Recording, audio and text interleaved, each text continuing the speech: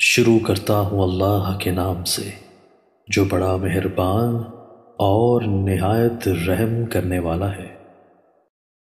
حضرت عبداللہ بن عمر رضی اللہ تعالیٰ عنہ سے روایت ہے کہ رسول اللہ صلی اللہ علیہ وآلہ وسلم نے فرمایا کہ اللہ تعالیٰ بندے کی توبہ اس وقت تک قبول کرتا ہے جب تک وہ غرغرہ کی کیفیت شروع نہ ہو۔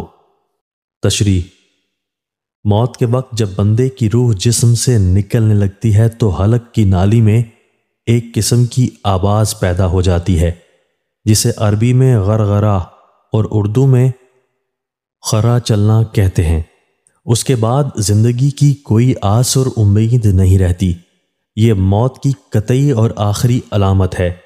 اس حدیث میں فرمایا گیا ہے کہ غرغرہ کی اس کیفیت کے شروع ہونے سے پہلے بندہ اگر توبہ کر لے تو اللہ تعالیٰ اس کی توبہ قبول فرمائے گا۔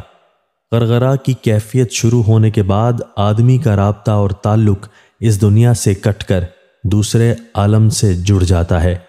اس لیے اس وقت اگر کوئی کافر اور منکر ایمان لائے یا کوئی نافرمان بندہ گناہوں اور نافرمانیوں سے توبہ کرے تو اللہ تعالیٰ کے یہاں قابل قبول نہ ہوگا۔ ایمان اور توبہ اسی وقت تک معتبر اور قابل قبول ہے جب تک زندگی کی آس اور امید ہو اور موت آنکھوں کے سامنے نہ آ گئی ہو۔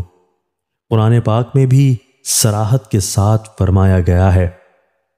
ترجمہ: ایسے لوگوں کی توبہ قبول نہیں جو برابر گناہ کرتے رہتے ہیں یہاں تک کہ جب ان میں سے کسی کے سامنے موت آ کھڑی ہو تو کہنے لگے کہ اب میں توبہ کرتا ہوں۔